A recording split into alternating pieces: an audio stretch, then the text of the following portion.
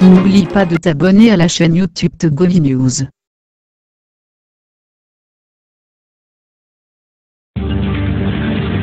Madame, Monsieur, bonjour. Bonjour à tous. Nous sommes très heureux de vous retrouver ce matin sur la radio Taxi FM Lomé avec les confrères Fioklou Adanglenou, le patron du journal L'Enquêteur, Acha Ibrahim, du journal Le Temps Nouveau. On sera rejoint en studio par Joël Ega, le patron du journal Fraternité, et Ambroise Pondio, le patron du journal des Guardians. Ensemble, avec eux, nous reviendrons sur les grands sujets de l'actualité. On parlera politique avec la coalition de 14 partis qui est à conférence de presse depuis ce matin.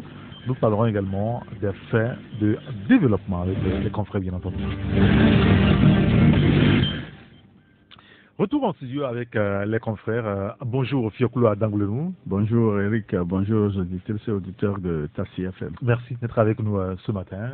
Bonjour Acha Ibrahim. Bonjour Eric et bonjour aux passagers de notre taxi et bonjour à tous ceux qui nous suivent. Vous allez bien? Par la grâce de Dieu. Très bien. Nous allons commencer avec la politique et la coalition de 14 partis qui est en conférence de presse depuis ce matin. Nous n'avons pas encore de précision autour de ce qui se dit réellement de ce côté, mais on ne tardera pas à avoir des éléments et dès qu'on aura plus de précision, on reviendra là-dessus. Mais déjà, on peut parler des élections locales puisque le gouvernement togolais a commencé par en parler, notamment avec les partis de l'opposition qui ont été reçus au niveau de la C14 et certains partis qui n'y figurent pas. Il faut d'abord aller aux élections, enfin aux réformes politiques avant d'aller donc aux élections locales.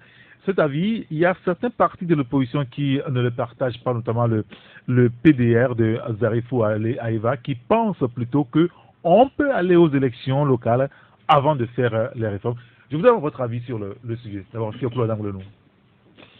Oui, vous savez, le Togo a connu une crise de 18 mois et la CEDEAO était intervenue pour pacifier et ramener un peu les deux bords, c'est-à-dire l'opposition et le parti au pouvoir dans de bonnes conditions pour faire les élections du 20 décembre.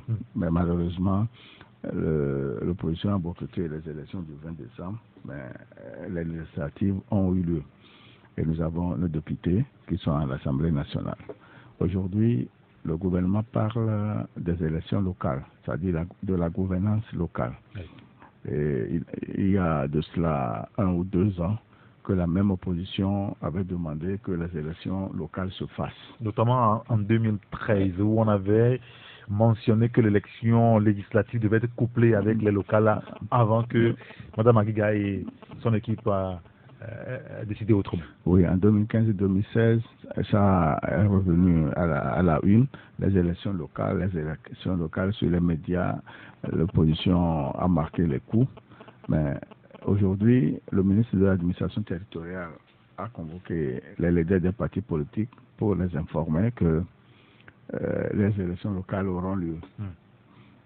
Et à la sortie, certains partis politiques ont fait des déclarations qu'avant d'aller à ces élections, il faut des réformes. Or, c'est une élection locale qui est parrainée par la Cour suprême. Et aller à ces élections, moi je ne pense pas qu'il fallait nécessairement les réformes. Ah oui? Parce que avant l'élection du 20 décembre, le pouvoir avait voulu cumuler les locales et les législatives. Mais la CEDEAO a dit non.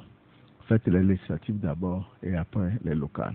Et dans la feuille de route, les réformes se situent au niveau de l'élection présidentielle et non du local, et non des locales. Non, on n'a pas précisé que les réformes sont liées aux élections présidentielles. On a dit de faire les réformes. On a dit de faire les réformes. Il faut faire les réformes au niveau de la Cour constitutionnelle en diminuant le nombre de mandats et l'effectif, et les réformes au niveau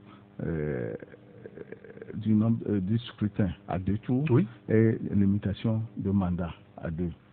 Pour les élections locales, si l'opposition dit qu'il faut nécessairement faire les réformes. Parce qu'on en parlait, Fioclo, pas pour vous.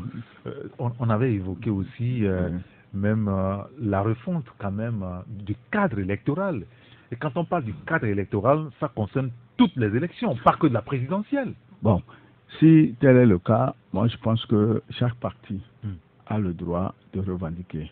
Mais le pouvoir aussi a le droit de faire des compromis. Puisque sur les problèmes des élections, ça fait depuis 2006 que le consensus n'est jamais obtenu. Si cette fois-ci, il faut avoir le consensus pour aller à 16 ans d'élection, ce serait une bonne chose parce que la crise politique fait que la situation est difficile quotidiennement pour chaque Togolais. Voilà. Donc, que les réformes soient faites, ce serait une bonne chose, même si elles ne sont pas faites, c'est encore une bonne chose selon moi. Bon, d'accord, très bien, ça c'est votre avis naturellement. Les auditeurs aussi auront à prendre la parole tout à l'heure sur le 93, 96, 99, 99 ou sur le 99, 20, 09, 59 ou commencez déjà par aussi intervenir dans le débat par message, SMS ou WhatsApp, c'est sur le 90, 111, 49, 62. Acha Ibrahim, par rapport donc à cette élection, qu'est-ce que vous en pensez des élections locales aujourd'hui, véritablement? Est-ce qu'il faut aller à ces fameuses réformes avant d'aller au scrutin ou on peut quand même aller à ces élections sans s'intéresser véritablement aux réformes? Non, mais il faut dire que ces élections locales sont très capitales pour le pays, d'autant plus que jusqu'alors nous traînons les délégations spéciales qui sont une curiosité maintenant sur le plan national et sur le plan international, parce qu'il n'y a que le Togo qui traîne avec ces genres de personnalités qui font office de maire. Et ça, ce 21e siècle, c'est vraiment une aberration. L'État doit faire un effort nécessaire pour corriger cela. C'est indispensable. Bon, maintenant, parlant de la tenue même de ces élections locales, mon avis est que actuellement il y a un certain nombre de préalables qu'il faut satisfaire d'abord avant d'aller à ces élections. Parce que quand on parle même des communes, est-ce que nous connaissons bien la délimitation de ces communes? Il y a des communes qui sont entremêlées, on ne sait même pas là où se trouve Golfe 1, Golfe 2, Golfe 3, c'est vague dans les esprits, on ne le sait pas pour le moment. Et quand vous prenez... C'est délimité. Quand vous prenez aussi dans certaines populations, est-ce que les populations sont suffisamment informées de cela? C'est ça aussi d'abord. Quand vous allez aussi dans les plateaux, il y avait un problème en tout cas de délimitation et même actuellement il y a même un problème entre Kovié et Michintove. Ouais, il y a le même problème entre Zogogan et Oku. Il y a aussi ce problème là-bas. Donc, il y a, même dans toutes les préfectures du Togo, il y a de ces problèmes. Quand vous allez dans certaines préfectures, vous ne savez même pas c'est où commence la commune, c'est où elle se termine, tout ça là. Donc, il y a ce problème aussi qu'il faut voir d'abord avant d'aller à ces élections. Maintenant, quand on va à ces élections locales, vous savez que le fichier électoral, ça sera par préfecture ou bien par commune. Par commune, voilà. Et comment procéderont-on à constituer ces fichiers électoraux au niveau de chaque commune? Il y a le côté là à voir. Et maintenant, il y a aussi le problème de la CENI. C'est vrai que l'État veut recomposer la CENI. Nous sommes d'accord avec ça. Mais ça se fera sur quelle base? Est-ce selon le principe de la CEDEAO qui parle d'une CENI paritaire ou bien selon notre code électoral? Il faut clarifier tout ça là d'abord avant de voir comment aller à ces élections. C'est pourquoi je dis que tous ceux qui crient et tous ceux qui demandent les réformes, c'est vrai qu'il y a parmi eux ces partis politiques qui ne spécifient pas véritablement ce qu'ils entendent par ces réformes. C'est devenu comme une récitation qu'on chante juste pour dire aux gens qu'on ne veut pas aller aux élections. Mais parmi eux, il y a d'autres partis politiques, notamment la CDPA, qui a bien motivé les raisons par rapport à ces réformes. Et c'est bien décliné leurs préoccupations et ce qu'ils entendent comme préalable avant que le gouvernement n'engage ce processus électoral. Vous voyez donc que dans ce cheminement, nous sommes en train de voir des gens qui veulent participer à cette élection avec des raisons évidentes, d'autres qui ne veulent pas aller à ces élections parce que voudront qu'il y ait au moins certaines conditions qui sont remplies avant qu'on aille à ces élections. Mais maintenant, ma vision globale sur ces élections locales, c'est que nous sommes dans un contexte où ces élections locales, l'enjeu même, ce n'est pas le développement. Et c'est ça qui est triste. Ah oui? Non, c'est triste, c'est pas le développement. Quand on parle des élections locales, c'est le développement. On dit oui, bien sûr, parce qu'on donne le pouvoir aux communautés à la base pour se développer. Oui, mais pourquoi est-ce que vous pensez que ce n'est pas le vrai enjeu? Voilà, ce n'est pas le vrai enjeu parce que c'est devenu une affaire de positionnement politique. Je suis vraiment très triste en constatant cela. Le positionnement politique parce que les partis politiques voudraient s'assurer de leur emprise sur certaines communes, sur certaines régions. Donc tout le monde voudrait voir des régions, du moins qui sont les plus prolifiques, qui leur reviennent, qui passent dans leur emprise politique. Et si on conçoit les élections locales de cette façon, je vous dis que le PND et même notre vœu d'émergence à l'horizon 2030 serait un vœu pieux. D'accord. Bonjour Joël, merci de nous avoir rejoints. Bonjour. Alors sur la question des élections locales, c'est vrai qu'au niveau de la C14 et certains partis de l'opposition, ce n'est pas la peine d'aller à ces élections tant que les réformes ne seront pas faites. Alors, si le pouvoir maintient sa position d'aller à ce scrutin, qui semble-t-il être imminent, est-ce qu'on pourra encore assister à un autre boycott au niveau de l'opposition? Oui, non, je crois que ce ne sera que le paralysme des formes. C'est-à-dire que l'opposition sera en conformité avec ce qu'elle a. Ce ne sera pas une erreur de plus. Non, justement, il faut qu'on me prouve en quoi est-ce que c'est une erreur, en quoi ça sera une erreur. Mais la réalité, c'est que on sera absent partout. Non, oui, mais attends. Au Parlement, on ne sera pas là. Oui, l'opposition a toujours été absente depuis 2005. Si on veut dissocier le règne de Faure Gnassingbé du règne des Adéma, l'opposition a toujours été absente. En quoi est-ce que l'opposition a été confiée? Elle était au Parlement récemment. Non, elle était au Parlement. Elle a eu quelle marge de manœuvre? Ouais, au moins, elle était au Parlement. Les 29 députés ont pu obtenir quoi? Ils ont pu faire quoi? Les 29 sièges que l'opposition a eu pendant 5 ans, ils ont pu faire quoi? Qu'on peut toucher du doigt, qu'on peut souligner aujourd'hui, grâce à ces 29 sièges, c'est ce que vous avez pu faire. Mais on a toujours été dans le règne sans partage. Donc, mais si unir... Les gars, est-ce que vous imaginez, les 29 sièges, on était là, on n'a pu rien faire. Maintenant, on ne sera pas là. Et au niveau des locales aussi, à la base, on ne sera pas là.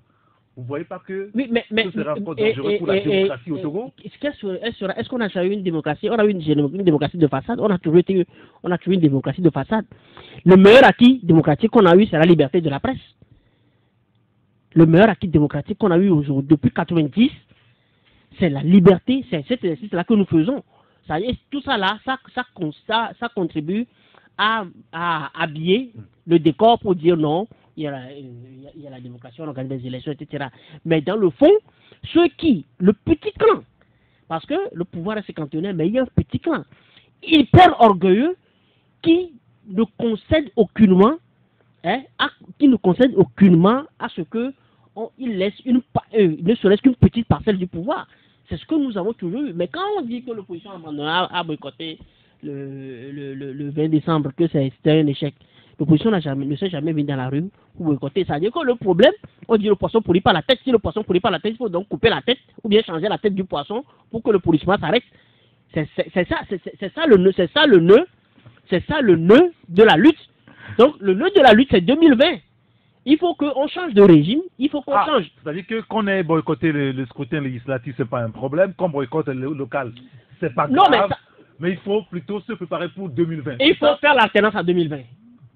Et de là, mais attends, une fois qu'on fait l'alternance, la condition donne le pouvoir au président de la République de dissoudre le Parlement. Oui. On va dissoudre le Parlement. Comme nous l'avons vu en France là, lors de je crois de la 5e République, Chirac était venu, s'est rendu compte que c'était pas ça. Ça dit que la classe politique, ça ne reflétait pas les aspirations du peuple français. Donc il a dissous le Parlement. Effectivement, quand ils sont allés aux élections, les socialistes sont montés, ont pris la primature.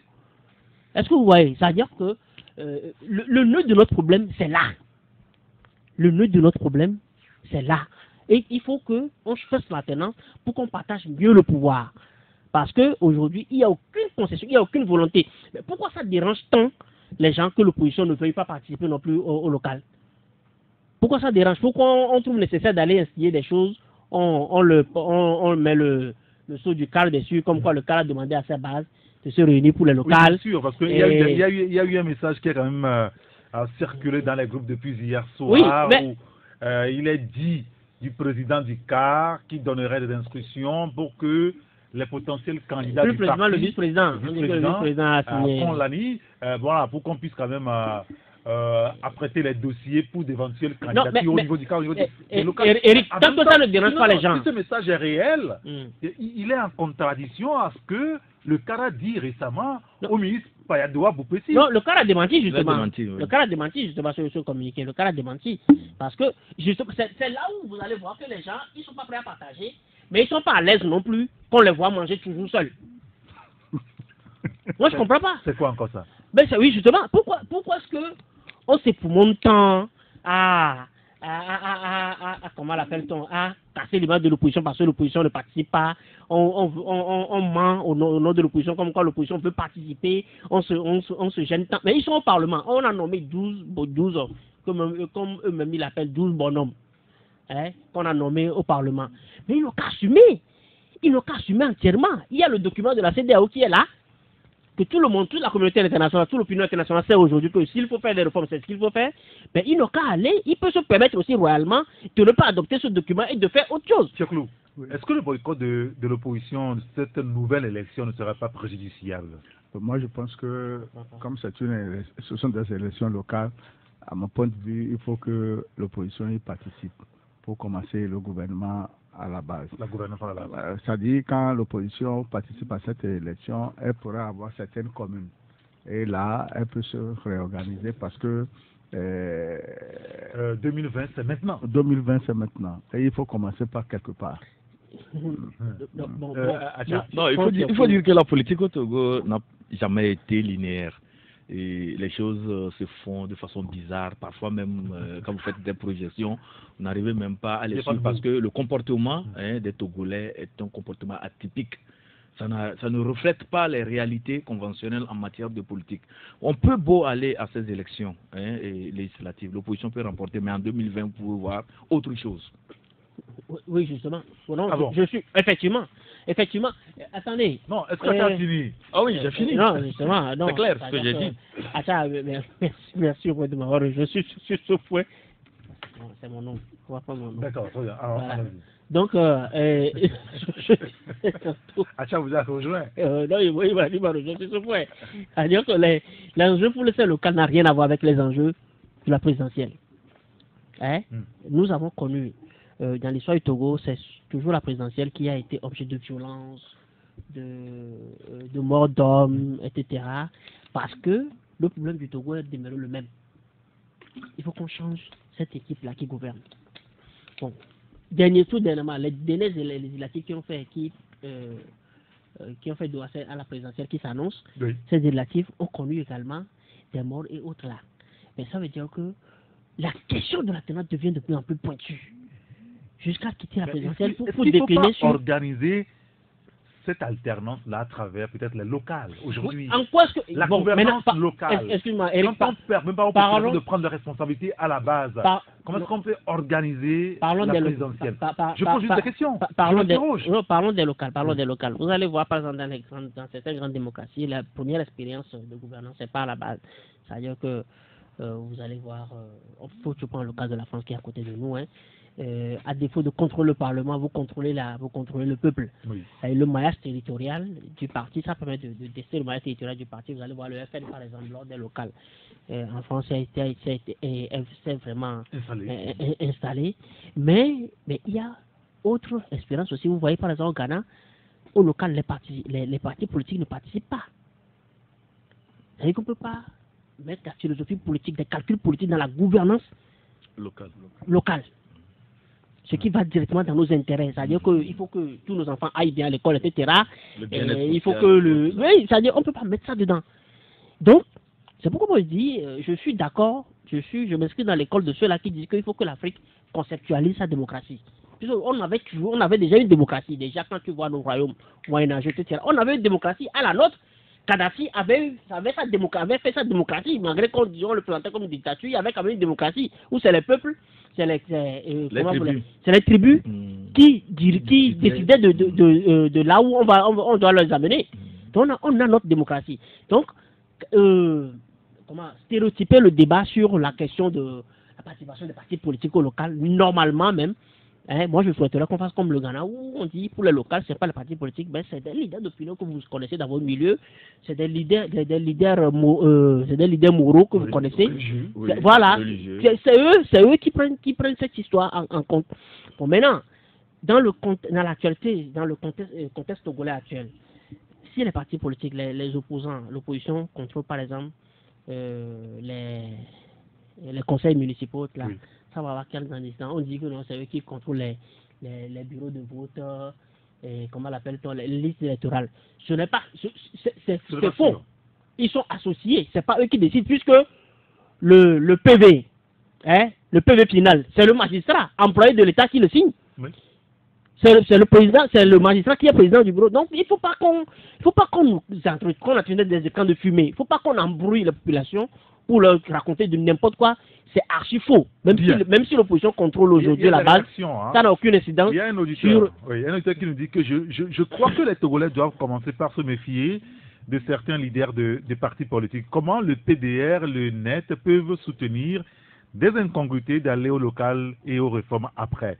Oh, quand même, le sujet des réformes ne date pas d'aujourd'hui et à chaque fois, c'est le même refrain. J'en suis triste. Là, il parle de Fiorclou. Adanglenou nous dit concrètement que Fiorclou nous dit concrètement celui qu'embêterait les réformes avant les élections, puisque lui aussi soutient cette position. C'est ce que dit donc l'auditeur. Il y a un autre message. Je tombe de lui quand j'entends dire que les réformes n'ont rien à avoir avec les élections. C'est dommage pour ce pays. Les gens, par leur comportement, ont cautionné ce régime depuis 2006 à ne pas respecter la parole donnée. Quelle valeur voulons-nous inculquer à la relève? Le bon sens voudrait qu'on fasse les réformes qui englobent les réformes électorales et autres avant d'aller aux élections locales. Le Togo ne gagne rien dans l'immobilisme, sauf la minorité pieuse. En quoi les réformes dérangent-elles? Nous dit l'auditeur, et il cite Fiorclou Adanglenou, puisque vous êtes prononcé sur le sujet. Les élections du 20 décembre 2018 n'ont jamais été boycottées par l'opposition, précise cet auditeur.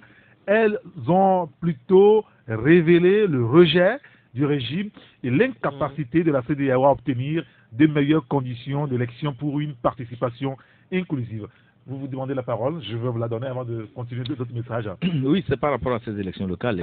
Nous disons que il faut des préalables et au-delà de tout ça là aussi, c'est que ces élections sont très importantes et il va falloir qu'au niveau des communes, au niveau des préfectures et des régions du Togo, que des gens qui ont envie de participer à la gouvernance de ce pays, qui ont envie de participer à la construction de ce pays, commencent déjà par se préparer. Il faut qu'elles se préparent, il faut qu'elles prennent en main le destin de leur communauté, parce que personne ne viendra d'ailleurs faire quelque chose de bon pour la communauté, mais ce sont des gens qui sont dans la communauté qui seront porteurs des mécanismes de développement de leur communauté. Ça appellera à l'engagement de tous. En fait, bien évidemment, des jeunes, des leaders d'opinion, même des femmes, parce que nous avons vu des femmes dans certaines communautés qui sont au devant du développement, qui impulsent la dynamique de développement dans leur métier, dans leur commune, dans leur préfecture et même dans leur région. Il y a des femmes qui sont présidentes d'associations. Quand vous allez dans le fin fond vers Dapan, vous allez à Sokode, vous voyez des femmes dynamiques qui sont engagées pour le développement et qui font du très beau travail sur le terrain. Donc ces femmes qui seront à la tête des communes, qui seront à la tête des municipalités, je suis sûr qu'il y aura quand même un changement de paradigme et les villes vont connaître une certaine croissance. Il y a un auditeur qui nous dit Awawa, le problème de chef-lieu de commune, c'est entre Clabert et Foupa et Oku et nos Obrigan. Oui, c'est pas Obrigan. Merci pour cela, parce que je me suis repris après. Bien sûr, bien sûr. Et puis, un autre qui nous dit l'alternance ne se décrète pas, elle se conquiert. Changement par la rue, le boycott. Allons aux échéances électorales, monsieur Egan, nous dit donc l'auditeur. Un autre qui dit, enfin il s'interroge, on va aux élections locales avec quelle carte d'électeur? Se demande donc l'auditeur. Il y a un autre message qui nous dit, pourquoi l'opposition veut toujours rester dans sa position de boycott? Les réformes constitutionnelles n'ont aucun effet sur les élections locales, nous dit donc cet auditeur. Un autre qui nous dit, Ne pas participer à ces locales, c'est se tirer une balle dans la tête. Les locales ne sont pas en réalité vraiment politiques. Qu'ils aillent ou pas, les locales auront lieu. Celui qui connaît le pouvoir togolais ne va pas soutenir les partis qui ne se préparent pas. Le pouvoir fera des pseudo-réformes à la veille des élections et les surprendront. Nous dit donc Victor. Oui, vous voulez réagir? Non, on ne dit pas. Bon, avant les législatives ou bien après les législatives même, il a été dit que les réformes se feront. Mais malheureusement, les députés sont en vacances et ils ne reprennent qu'en avril. C'est pourquoi j'ai dit sur un média la dernière fois qu'à la reprise, nous verrons ce qui sera fait. Avant, puisque les élections locales, si elles auront lieu, c'est en principe à partir de mai. Si tout va bien, ça doit être en mai ou juin. Donc nous avons encore 2 mois devant nous. On verra ce que le gouvernement va faire en ce qui concerne les réformes. Très bien. Puisque nous avons dit, et j'ai toujours l'habitude de dire, que si les réformes sont faites, elle va entraîner plus le développement du pays et des localités. Alors, parce que quand il y a des gens qui disent que bon, on peut aller aux élections, après on reviendra faire les réformes. Il y a un auditeur qui pose la question. Il dit, à qui a peur de la réforme finalement au Togo? Est-ce qu'il n'y a pas cette façon de dire, mais il y a des gens franchement qui ont peur des réformes? Oui, mais c'est tout trouvé. Qui ont en main la majorité mécanique de faire les réformes, de faire les réformes, et qui ne le font pas. C'est eux qui ont peur des réformes. Pourquoi ils ne le font pas? Mais pourquoi ils ne le font pas, Eric? Écoutez, on a écouté ces dernières heures des partis proches de l'opposition, en fait, qui sont estampillés de l'opposition, qui ont aussi dit, bon, les réformes, on les fera après, allons aux élections. Qui? Le net. Non, le PDR, par exemple. Non, mais Eric, ça dit que... Non, c'est sérieux. Non, je crois que notre devoir serait... L'utilité de notre devoir aussi serait d'assainir ce que nous mettons dans l'esprit. Parce que si le journaliste dit que on estampille le net comme un parti d'opposition, je crois que c'est grave, c'est dangereux. Comment ça? C'est dangereux. Non, moi, en mon sens... Que dit la loi? Que dit quelle loi? Au Parlement, par exemple, il suffit de dire que je suis non, tel bord et ça, tout c'est moi, je ne veux pas indiquer ça à un étudiant comme une loi. C'est une loi, ça. Ou, même quand tu es du gouvernement, tu te déclares. Quand tu étais allié, tu as défendu bec et ongle les causes du parti au pouvoir, tu te déclares opposition et tu es là. Donc, excuse-moi, mais c'est une insulte. C'est une insulte à l'intelligence que nous sommes en train de construire. Quand les gens sont dans le superficiel, ils sont dans le superficiel, dans le zozo, jusqu'à l'extrême, mais il faut qu'ils gardent quand même à l'esprit qu'ensemble, nous avons décidé de créer des écoles où nous envoyons nos enfants. Qu'est-ce qu'on leur en prend là-bas? Si moi je veux mettre mon ventre devant, rien que mon ventre devant, parce que je veux avoir une maison où je n'arrive même pas à dormir dans toutes les chambres, je suis dans les futilités, et je vais donc mettre en place des textes futiles pour la génération. Il faut à un moment donné, on se regarde dans le miroir, on se demande, mais où est-ce qu'on va? Qu'est-ce que nous cherchons derrière tout ça? Maintenant, quand moi je fais association de ce que tu as dit sur le net et autres là, ça dit que c'est des gens, c'est des gens, non, la nature a vite fait son travail, où on connaît aujourd'hui qui est qui. Et moi je vais... Les élections locales n'auront même pas lieu quand ce régime a dormi.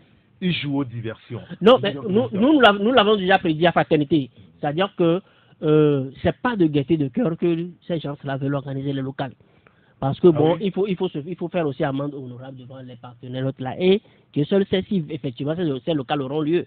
Parce que UNI sait très bien que, enfin, son règne n'est que dans la petite séraille là, c'est-à-dire ceux-là que tu vois en veste dans les RTG et autres là. Et ça, c'est pas contrainte, c'est parce qu'ils ont peur. Ils ne peuvent pas dire vraiment ce qu'ils pensent. Sinon qu'à la base, l'UNI n'a pas de base.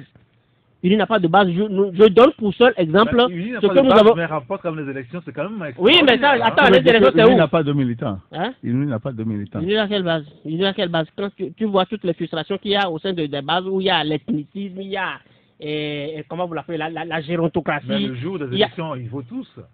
Ils votent qui? Ils votent tous. Enfin. Le 20 décembre, un auditeur a pris soin de souligner le 20 décembre. Vous avez vu le 20 décembre, le boycott, tout l'argent qui a circulé pourtant, et il semble même que ceux qu'ils ont cooptés dans les bureaux de vote, Il y en a plein qui sont pas allés, en fait, ils ont coopté pour le recensement, ils sont pas allés le jour du vote. Et moi, je dis, UNIR a des problèmes avec sa base parce que, je prends juste l'exemple de l'enrôlement des électeurs qu'on a fait dernièrement. Ces petits, ce sont les neveux, les oncles des barons qu'on a mis là, mais c'est eux qui ont montré que non, que le recensement là n'est pas propre. C'est les mêmes jeunes, parce que les gens sont tellement méchants dans leur esprit que même dans leur famille, ils ne sont pas acceptés. Ils sont méchants contre leur propre famille. Il y a un auteur qui nous dit, on disait depuis 2014 qu'en 2018, que c'est l'opposition qui bloque les réformes au Parlement. Aujourd'hui, UNIR est majoritaire au Parlement. Donc, qu'on fasse les réformes, dit donc l'auditeur. Un autre qui nous dit, le gouvernement togolais a mis le PND devant pour chercher des fonds pour des élections locales. Il y a un autre auditeur également qui dit, les partis politiques qui soutiennent les élections bâclées et sans réforme savent que c'est dans ces seules conditions qu'ils peuvent avoir des postes ou sièges. La preuve, ce sont les nommés du 20 décembre. Un autre auditeur qui dit que Joël Lega est bon, d'accord, contrairement à Firklou tout à l'heure. Il y en a beaucoup de messages par rapport à votre déclaration, Firklou. Il continue. Il fait de l'analyse politique en parlant de Joël. Le régime se trompe d'époque. Le boycott est digne. Aller aux élections pour aller, c'est se décrédibiliser ou se discréditer, voilà, c'est le mot d'ailleurs qu'il a utilisé, c'est se discréditer auprès du peuple. Le monde change. Fort Nyansingbe de se ressaisir. Oui, Acha Ibrahim. Oui, par rapport à ces élections locales, et nous, en tout cas, notre position par rapport à ça, c'est qu'il faut qu'on ait à ces élections. Maintenant, quand je reviens par rapport à ces réformes, il y a tu posais la question de savoir à qui profitent ces élections locales, ces réformes, ou bien qui a peur de ces réformes. Voilà. C'est sur ce plan que je voulais aborder et dire tout simplement que à l'heure actuelle, personne n'a peur des réformes. Par le passé, c'est vrai qu'il y avait des craintes au sein du parti au pouvoir, parce que quand on parlait de la limitation du pouvoir, certains appréhendaient de la limitation du mandat présidentiel, certains appréhendaient cela comme c'était de la mer à boire, comme c'était une catastrophe qui allait tomber sur eux. Mais depuis quelque temps, la conception même de ces réformes a je peux dire que ça a évolué et même le principe de l'alternance est acté au sein du parti au pouvoir, parce que nous entendons les gens parler de l'alternance, nous entendons les gens aussi parler des élections à 2 tours, donc tout ça là, ce sont des préalables pour pouvoir aller à une élection crédible, une élection qui puisse peut-être déboucher sur l'alternance. Donc maintenant, il reste maintenant le peuple, c'est le peuple qui est souverain, qui a toutes les manettes entre les mains en matière de changement de régime ou bien de choses. C'est le peuple qui va décider. Donc on attend aux élections de 2020, c'est-à-dire à la présidentielle de 2020, comment réagira ce peuple par rapport aux enjeux et par rapport à tout ce que nous voulons pour notre pays. Encore 2 minutes et on passe à un autre sujet. Il y a un auditeur qui nous dit, si on a laissé des députés pour les vacances, c'est pour empêcher l'opposition à réclamer à l'Assemblée des réformes, à l'Assemblée les réformes. Ainsi, à leur retour des vacances, ils seront préoccupés par les élections locales. Après les élections locales, on dira qu'on ne peut pas faire réforme quelques mois avant les élections présidentielles. C'est une stratégie que le parti au pouvoir développe. Nous dit donc cet auditeur. Dans les tests, la rentrée parlementaire se fait toujours le premier mardi du mois d'avril. Donc on est dans le test. Bon, si la question que tu avais posée tout à l'heure en disant que qui a peur de... Moi, je pense que le pouvoir et l'opposition n'ont pas peur de ces élections. Si le pouvoir avait peur de cette élection, le ministre de l'administration territoriale n'allait pas inviter les leaders des partis politiques pour échanger avec eux sur la question. C'est pourquoi moi je dis que pour le moment, après les élections législatives, la situation est relative et que ce soit l'opposition, que ce soit le pouvoir, tous veulent l'intérêt du pays. Il y a un auteur qui nous dit que l'opposition doit aller aux élections locales car il n'atteindra jamais le fauteuil présidentiel. L'essentiel, ce n'est pas de critiquer le pouvoir, mais d'aller l'opposition, d'appeler l'opposition donc à repenser leur politique. Firklou a raison, dit donc cet auditeur. Non, je dis que je voudrais demander à celui, l'ami de Firklou, à l'ami de Firklou, l'opposition va aller à quelle élection? Une élection qu'elle avait boycotté parce que organisé par les mêmes personnes. Hein? Non, ça veut dire que l'opposition aura... C'est comme vous allez au festin de ton ennemi. Hein? C'est comme la souris va au festin du chat. Où, bon, le chat, il voit sa gueule, selon la partie du morceau qui lui plaît, il le jette, hein, pour qu'il ne soit jamais rassasié et être toujours dépendant. Mais quand l'opposition n'a pas été l'opposition, la vraie opposition n'a pas été, et les ailes marchandes de UNIR ont été, combien de sièges UNIR a donné à ces ailes marchandes? Le tout réuni, ça fait, je crois, 22 sièges, voilà, qu'ils ont. Non, ça fait 17 sièges. 17 sièges qu'ils ont en tout. Pour les indépendants, c'est 19. Qu'est-ce que tu appelles elle, machin? Non, bon, pour les indépendants, c'est... Mais pour les partis politiques, ça fait, je crois, 17, quand on calcule, ça fait environ 17 sièges. Moins que ce que l'opposition avait obtenu, hein, en 2013. Hein? Donc, vous voyez que il n'y a pas de volonté de partage. Il n'y a pas de volonté de partage. Tu as beau leur offrir tout. Mais ils sont méfiants. Ce n'est pas le partage, Joël. Non. C'est le peuple qui élise. Oui, mais puisque c'est eux qui ils ont caporalisé les élections. On a caporalisé les élections. On ne veut pas. Quand les magistrats sont toujours les magistrats employés, payés par l'État, sont toujours présidents des CELI. Maintenant, je voudrais savoir, mais quand on va sortir, comme nous avons dit sur ce plateau, qu'on ait un parlement monocolore ou pas, au sorti du 20 décembre, on n'aura pas une constitution pire que ce que nous avons aujourd'hui. Bon, on en est là, c'est-à-dire que pire, tout ce qu'on peut afficher de façon anormale, nous avons vu le cas algérien qui est bon, on va revenir là-dessus. Voilà, maintenant, seconde chose, même quand on va assez local, l'opposition n'y va pas. Actuellement, on a des délégations, des représentants, des membres de délégation spéciale nommés, non? Hein? Oui, attends, les délégations spéciales qui font office aujourd'hui, ils ont été nommés dernièrement par le ministre de l'administration territoriale. Donc tout ce qu'on va avoir, ce qu'on va avoir, ça, quand l'opposition ne sera pas là, ça sera toujours la même configuration, c'est les mêmes qu'on va repositionner, ils vont revenir, c'est-à-dire qu'on va juste leur mettre du habillage. Donc ça sera la même chose. Merci beaucoup. Je voulais qu'on parle dans ce sujet. Non, un petit mot pour dire que quand vous êtes dans un pays et qu'il y a l'opposition, il y a tout ça, l'opposition a sa place dans un pays, vous comprenez? Et l'opposition, par sa contribution aussi, sa pression, amène le gouvernement à réagir par rapport à sa politique. Donc c'est très indispensable. Mais une opposition ne doit pas se positionner en termes d'obstacles au déroulement des projets, des programmes du gouvernement pour le bien-être des populations. Si elle développe des stratégies qu'on peut qualifier d'obstacles, c'est parce qu'elle considère qu'on peut mieux faire. Oui, mais ne pas mettre en péril ce qui est fait pour le bien des populations. Ça serait, je ne sais pas, méchant. Un exemple. Ça serait méchant, c'est-à-dire que l'opposition ne peut pas se lever et bloquer un processus qui est en marche pour aider la population. Je donne le cas du PND. Le PND, nous savons les objectifs, tout ça là, ce que nous attendons à terme pour le bien et le bien-être des populations. L'opposition peut peut-elle développer pour empêcher à ce qu'on déroule le PND? Vous savez que l'instabilité politique peut bloquer le déroulement du PND. Vous ne le savez pas? Oui, mais... Voilà, donc l'instabilité politique peut être aussi consécutive. Et dans le PND, on n'a pas prévu ce scénario. Non, c'est prévu.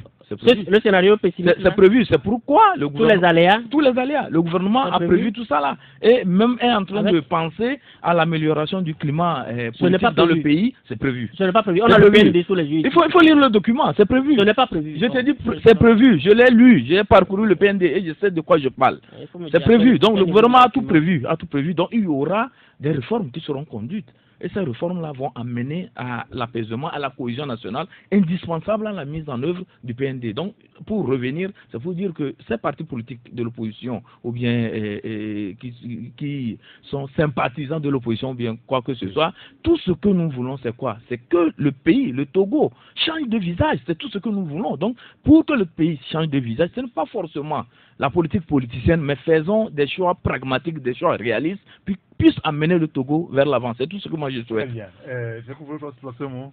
Oui, je pense que mes confrères ont parlé de l'instabilité et autres là.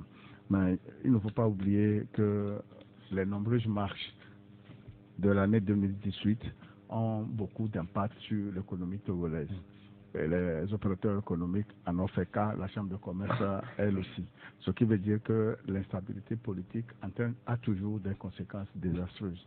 Très bien, messieurs, merci beaucoup. Je voudrais qu'on aborde notre sujet qui n'est pas loin du premier et s'intéresser à ce qui se passe en Algérie depuis quelques semaines et le revirement auquel on a assisté hier avec l'annonce du renoncement de Bouteflika, Abdelaziz Bouteflika, au 5e mandat. Et depuis hier, les chaînes internationales, même en interne ici, on en parle. Il y a une euphorie hier en Algérie, mais depuis ce matin, il y a des questionnements, des interrogations. Quel est le projet des proches ou de l'entourage d'Abdelaziz Bouteflika quand ils annoncent le renoncement de leur champion Bouteflika ici, chez nous? Est-ce qu'on peut, je veux dire, tropicaliser ce qui se passe là en Algérie? Joël d'abord.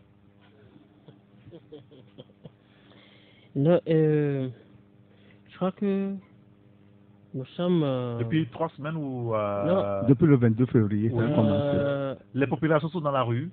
Oui, Vous savez qu'en Algérie ou à Alger, il est interdit de manifester depuis 2001. Tout cela a été bravé.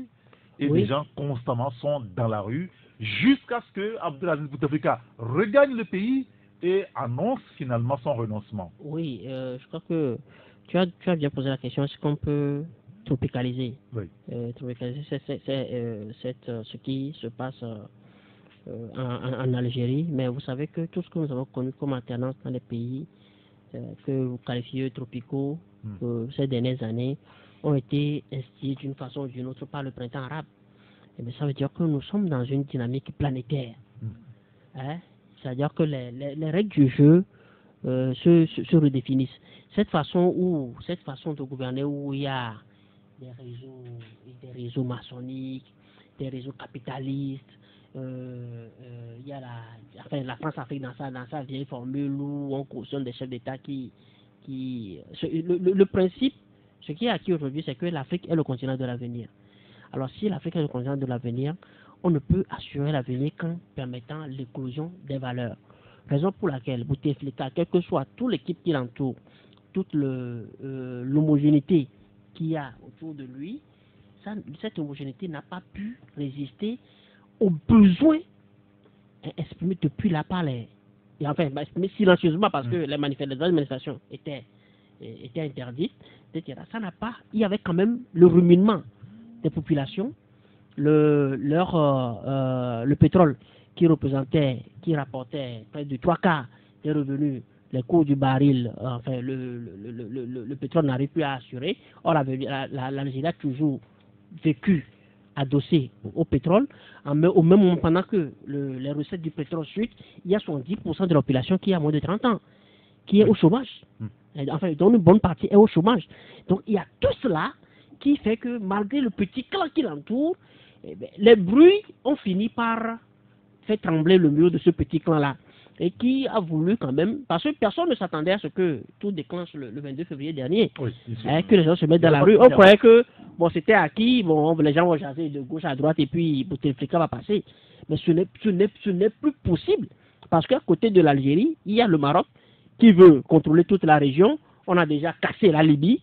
Et donc, est-ce qu'il faut aussi que l'Algérie aussi tombe? Donc, vous allez voir dans les jours à venir, peut-être c'est un gradé, ceux-là qui ont assuré la sécurité de Bouteflika, qui vont monter. Mais également, si tu parles de besoin de tropicalisation, non, moi je dis, ça va mais au-delà de la tropicalisation, parce que ce que les Algériens dénoncent, c'est la même chose que nous dénonçons ici.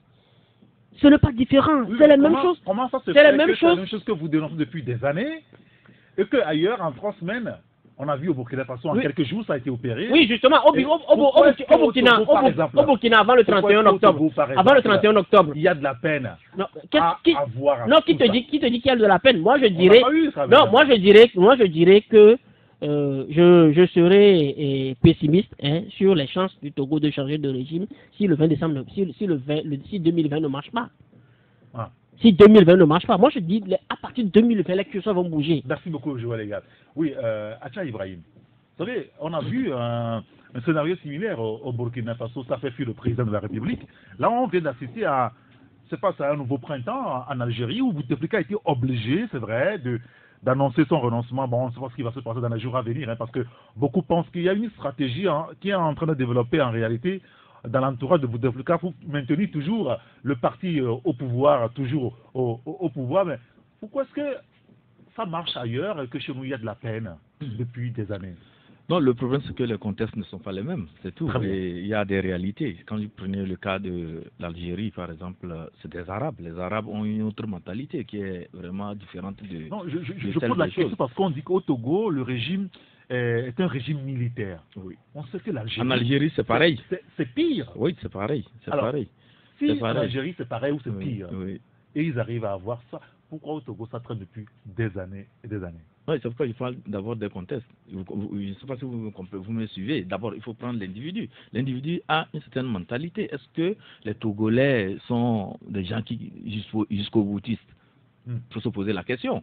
Il y a cet aspect aussi qu'il faut voir. Et l'autre aspect aussi, il faut voir aussi les acteurs politiques, la qualité des acteurs politiques. En Algérie, c'est vrai que ceux qui sont au devant, on ne voit pas les politiciens, mais c'est des jeunes. Mais n'oubliez pas qu'il y a des gens en sourdine, qu'il y a des mains qui sont en train de les guider ou bien de les téléguider. Ça, c'est évident, ça c'est sûr. Et ils sont allés jusqu'au bout avec la contribution des réseaux sociaux et de la technologie. Ils sont sortis, ils ont pu faire mobiliser beaucoup de personnes autour d'une thématique donnée, c'est-à-dire ne veulent pas du 5e mandat de Bouteflika. Ils l'ont eu. C'est vrai, Bouteflika a renoncé, il a dit qu'il ne sera plus candidat, mais les élections sont suspendues. Oui, c'est une ruse aussi du pouvoir. Et on ne sait pas ce qu'ils mettent dans cela. Est-ce qu'ils vont dépasser 2019 parce que les élections sont prévues pour pour avril, je pense. Avril, oui. Pour avril. Donc, est-ce que jusqu'à ce temps, Bouteflika va quitter le pouvoir et il y aura une élection? Il faut voir. Est-ce qu'il y aura une transition qui sera conduite là-bas? Ce qui va être sûr, c'est sûr. Il y a aussi cela à voir. Mais ne perdons pas de vue que jusqu'à preuve de contraire, c'est toujours et le système Bouteflika. C'est-à-dire, quand je parle de système Bouteflika, c'est tout l'ensemble des acteurs qui constituent le pouvoir. Même Bouteflika absent, le pouvoir est diffus et vous voyez qu'il y a un bloc homogène qui dirige le pays. Même sa candidature. Bouteflika ne sait pas proprement parler prononcer, mais c'est le système qu'il a installé. Mais ce que ce système a été éprouvé par la détermination de la rue, des Algériens, et aussi les gens ont compris que c'est des affairistes qui sont autour de Bouteflika. Ils font autre chose que le développement de l'Algérie, ils font autre chose que chercher le bien de l'Algérie. Mais quand on revient ici au Togo, nous avons des acteurs, des politiciens que je ne fais pas une appréciation des valeurs, mais j'estime qu'ils ne mesurent pas la réalité du terrain avant de s'engager. Parfois, ce sont des déclarations qu'ils ne maîtrisent pas. Parfois, c'est qu'ils font des surenchères et ils n'arrivent pas à adapter leur stratégie par rapport au contexte du terrain. C'est ce qui fait que les choses échouent. Si je prends un peu la contestation depuis le 19 août, c'est dit que le retour à la Constitution de 1992, les mécanismes pour aller faire ce retour, les gens ne le maîtrisent pas. Les gens ont parlé, on est allé jusqu'à dire que le chef de l'État quitte le pouvoir parce qu'il ne voudrait plus de lui. Mais est-ce que la base militante de UNIR a demandé à ce que M. Faure-Gnassingbé quitte le pouvoir? C'est l'autre aspect, l'autre paramètre qu'il fallait intégrer dans tout ce qu'on faisait comme stratégie pour pouvoir dégager M. Faure-Gnassingbé. Donc on n'a pas tenu compte de ça. La base de Bouteflika n'a jamais demandé qu'il renonce au pouvoir. Oui. Au 5e mandat. Oui. Il a renoncé quand même. Je suis d'accord avec vous. Mais c'est pour vous dire que la politique est avant tout un rapport de force. C'est ce que je voulais faire savoir. Non, mais qu'est-ce qu'on appelle base militante? La base militante fait partie avec 83% que va remettre à enquêter. Et vous aurez la parole. Mais avant, il y a un auditeur qui nous dit l'opposition doit faire des états généraux pour repenser cette stratégie.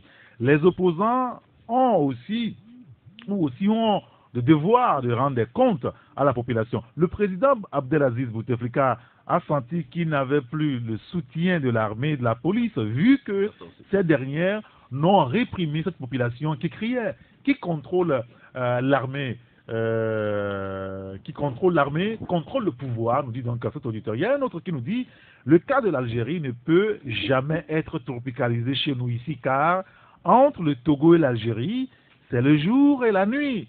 Et donc, les contextes ne sont pas les mêmes. Oui, le problème qui arrive en Algérie est un problème un peu complexe, parce que le FLN, qui a pris l'indépendance après l'accord d'Évian en 62 avec la France, est toujours au pouvoir. Le premier président Ben Bella a été renversé par Boumedienne en 65, et qui est mort en 1979-80, est remplacé par le général Benjedid, où ils ont organisé des élections locales où le fils a gagné. Le pouvoir militaire n'a pas accepté, et c'est la guerre. On faisait la guerre d'Algérie de 1980 où le pouvoir a repris la main. Boudiaf est arrivé, on l'a tué parce qu'il n'avait pas la même vision. En dehors de ça, en 1999, Bouteflika, qui a été le tout-puissant ministre des Affaires étrangères de Ouari Boumedienne, a pris le pouvoir. Le système est toujours en place. Ce qui est arrivé le 22 février, l'appareil d'État algérien a sous-estimé la demande de ces jeunes, et le ministre a commencé par être lézardé à partir de 8 mars, où certains chefs de renseignement ont regagné la rue. Les Moudjahidines, qui ont commencé le 1er novembre à attaquer les Français dans l'Ouest, au Kabylie en 1954, eux aussi ont regagné la rue. Son tout-puissant chef de renseignement qui était à côté de lui pendant 16 ans était remercié, les avocats et surtout la sortie des femmes, qui est une première. Il y a les magistrats. Et la déclaration du chef d'état-major qui disait que l'armée a la même vision que le peuple. Et les jeux sont pipés. Ce qui veut dire que le mur est vraiment lézardé. Le mur est vraiment très lézardé. Donc, favorable pour le renoncement. Mais un parti qui fait plus de 50 ans au pouvoir a toujours des choses dans son sac. Quand ils ont préconisé faire une conférence nationale où il faut ceci, il faut ceci, l'élection de 19 avril, tout de suite, est reportée à une date ultérieure, sine die, disons. Et partant de là, ils vont faire la conférence nationale avec les opposants, la société civile, tout ça. Le Premier ministre sera nommé, qui sera issu de la conférence nationale, mais Boumedienne est toujours là comme président. Bouteflika sera toujours là comme président. Et le pouvoir gagne du temps. Qu'est-ce que moi j'ai compris dans tout ça? Bouteflika veut mourir au pouvoir. Si on sort son bulletin de santé aujourd'hui, il est alarmant. Il est clair qu'il n'a plus les aptitudes pour diriger la. D'ailleurs, on a vu quand même le médecin l'appareil du FLN et de l'armée ces deux institutions ne peuvent jamais lâcher le pouvoir. Très bien. Nous allons marquer une pause publicitaire puisqu'il est 12h sur la radio. On se retrouve dans 3 minutes environ. Il est 12h, presque 3 minutes sur la radio, Taxi FM Lomé. Vous écoutez Taxi Presse avec Joël Lega, Acha Ibrahim et Fioklou à Danglonou. Ambroise ne sera plus finalement avec nous ce matin. Mais avant de retrouver le confrère pour la suite du débat et vous donner aussi la parole sur le 93, 96, 99, 99 pour le 99, 20, 09, 59, nous sommes en liaison avec la rédaction de Taxi FM, c'est avec Amen Assignon. Amen, bonjour. Bonjour, Eric Gator. Merci de nous avoir rejoints. Quel est le contenu de votre journal à 12h45? Eric, le séjour de Faure Gnassingbé aux Émirats Arabes Unis qui se poursuit ce mardi retient notre attention. Le chef de l'État et sa délégation ont déjà pu décrocher près de 7 milliards de francs CFA pour le compte du PND, le Programme National de Développement. On évoquera aussi le budget 2019 de la préfecture du Golfe et d'Aguanivé en hausse de 0,25%, soit 9 milliards de francs CFA, budget rendu public hier. L'ASDD, Action, Stratégie et Développement Durable, encore une nouvelle association de jeunes portée sur les fonds baptismaux hier lundi. On en parle également. Et puis le Comité national paralympique est à la recherche de talents para-athlètes féminins.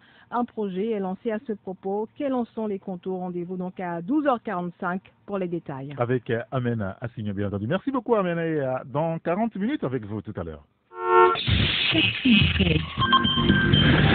Retour en studio avec les confrères. Nous sommes en train de parler de la situation algérienne et essayer un peu de la tropicaliser. Il y a beaucoup de réactions quand même des auditeurs lorsqu'on a parlé de la tropicalisation de problèmes algériens. Aujourd'hui, un auditeur qui nous dit, et voilà les Togolais qui se prennent à rêver d'un scénario algérien. À quand le scénario togolais?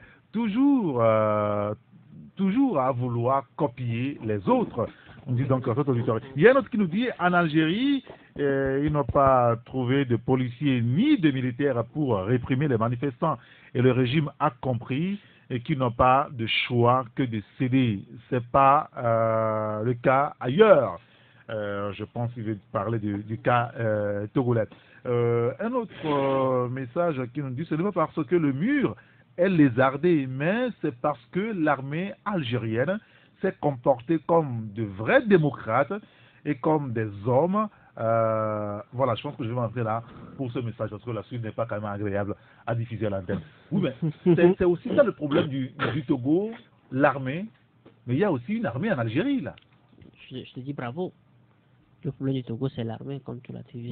Il y a aussi l'armée en Algérie. Oui, il y a une armée en Algérie, justement, seulement qu'en armée au Togo, de par notre histoire, même on a une armée clanique. On a une armée ethnique. Alors, s'il faut faire... Vous avez écouté l'historique de l'armée algérienne qui fait, qui défait. Elle est en train de défaire aujourd'hui. Elle est en train de défaire. Non, elle est en train de défaire, seulement qu'en Algérie, on a réussi. C'est en cela que moi je dis, je m'en prends un peu à Sylvanus Olympio, le père de l'indépendance, qui n'a pas vite fait de lancer les bases d'une vraie nation. Oui. Il n'a pas vite fait de lancer les bases d'une vraie nation. On a monté des Togolais une certaine partie contre les deux Togolais. Il y a des mains venues, il n'a pas fait mieux. Hein? Il n'a fait que la revanche de ce que Sylvanus, enfin, des tares que Sylvanus Olympio avait. Des jalons qu'il avait posés. Voilà, des jalons qu'il avait posés. Et donc aujourd'hui, on n'a pas une nation au point que l'armée même est à l'image de l'histoire politique de notre pays.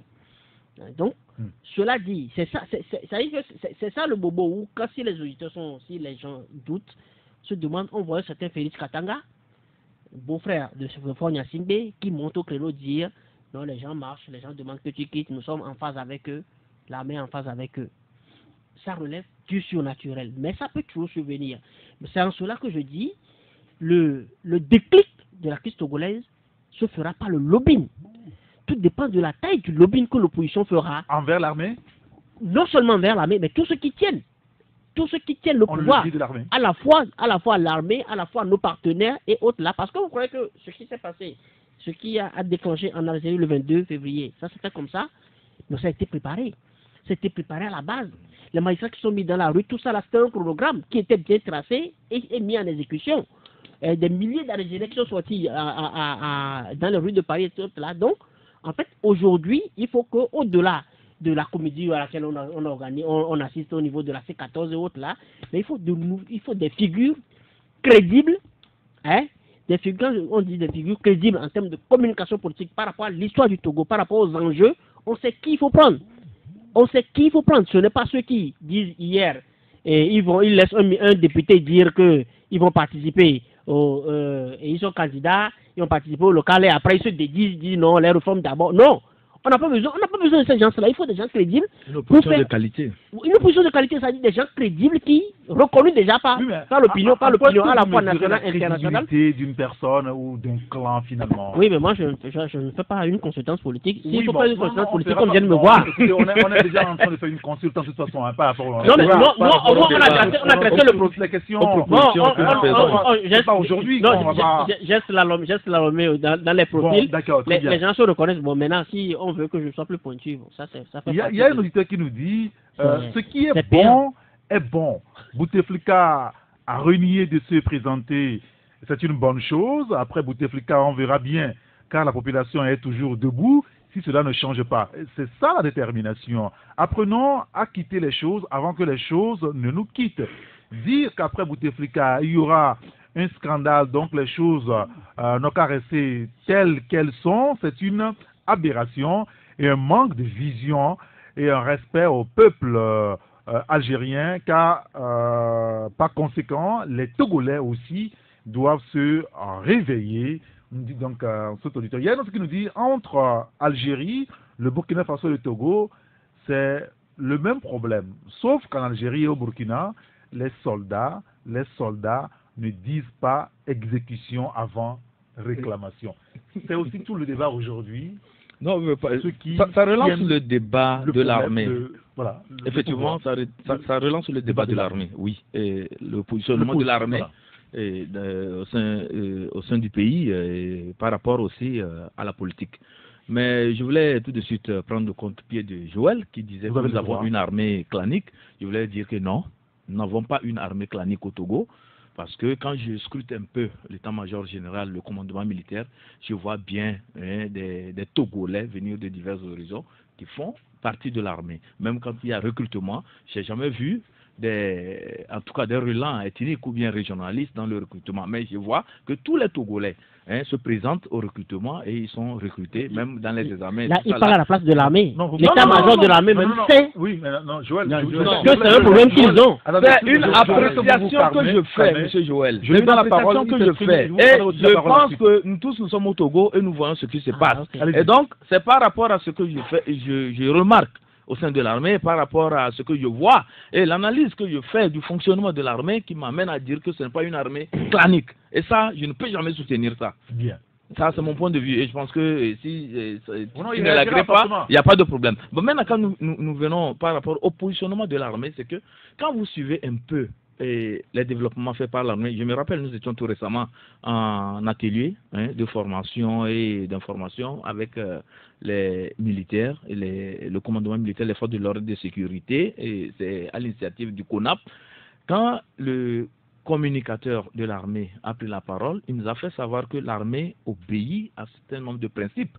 Au Togo, c'est clair, c'est qu'ils doivent tout faire pour empêcher la destitution des autorités légalement installées et éviter que le Togo tombe dans l'anarchie. C'est ce qu'ils ont dit, ils l'ont dit clairement. Et donc, toute action allant dans le sens de déstabilisation des institutions de la République, l'armée doit se constituer auparavant. L'armée togolaise, c'est ce qu'on nous a toujours dit. C'est ce que l'armée a dit. Oui, mais donc, on a vu cette armée, vous vous rappelez de la nuit du 5 février. Oui, bien évidemment. Qui est la République. Parce que c'est contre la Constitution. Oui, justement. C'est-à-dire qu'on lit la chose. Je prends un peu. Je prends un peu. Mais non, oui, ça a été corrigé, mais il faut d'abord admettre qu'il y a eu quelque chose. C'est la même chose. Oui. Il y a eu. On le fait l'analyse que quand ça nous arrange, seulement quand on fait du pourri, et c'est bon. Donc je disais que par rapport à tout ce que l'armée a eu à décliner et lorsque nous étions à cet atelier, j'ai fini par comprendre que l'armée a une certaine psychologie qui peut ne pas être forcément une psychologie qui puisse amener l'armée à se positionner et à prendre des initiatives allant dans le sens de destituer ou bien allant dans le sens d'amener une autorité légalement constituée à quitter le pouvoir. Ça, nous ne pouvons pas attendre ça de l'armée togolaise. Autre aspect, c'est que tous les officiers que nous avons, il y a certains qui sont sortis des écoles, des grandes écoles de guerre, des grandes formations, des grandes écoles internationales en matière de formation des militaires. Oui. Et tous ces officiers, selon les informations que j'ai eues, sont aussi suivis par ces écoles pour voir leur capacité de maintenir le pays en place, leur capacité d'empêcher le basculement des pays. Donc tout ça là, ils sont en train de voir, de suivre un parcours qu'ils font tout pour honorer en matière de parcours militaire. Donc il y a tous ces aspects là qui entrent en ligne de compte, si bien que quand vous voulez aller dans un sens ou dans un autre et vouloir penser que l'armée va rejoindre la masse pour pouvoir perpétrer un coup d'État, je pense que c'est impossible au Togo. Ce qui se passe en Algérie depuis hier n'est pas un coup d'État, c'est mais le contexte une togolais sur le pouvoir. Je suis d'accord avec vous. Qui a fini par renoncer. Mais bon, si tu permets, juste pour faire une précision, pour dire que les actions qui ont toujours été menées au Togo, c'est dans le sens de faire quitter le président de la République du pouvoir. Quand nous prenons un peu les marches, tout ce que nous avons eu à faire depuis le 19 août jusqu'à aujourd'hui, les déclarations allaient dans le sens de quitter le pouvoir. Oui, mais vous comprenez. 2020, et donc ça, mais si c'est... Voilà. La parole, je vais vous la donner quand même, allez-y. Oui, est-ce que c'est différent de ce qui a mené Yadema au pouvoir dans les années en 63 et en 67. Est-ce que ce que les populations de peuple demandent aujourd'hui, c'est différent de l'argument pour lequel Yadema, chef d'état-major à l'époque, a fait deux coups d'État, parce que l'armée voulait, comme il le dit, Siokou Gué le doyen parmi nous, l'armée voulait ramener l'ordre, n'est-ce pas? Oui. Voilà, justement. Est-ce que c'est différent? Ce qu'on demande, parce que la classe politique s'opposait. Est-ce que c'est différent de ce qu'on demandait, les Togolais demandaient à Gruniski à l'époque? Est-ce que c'est différent? Mais qu'est-ce qu'on veut faire? Qu'est-ce qu'on veut faire croire alors? Très bien.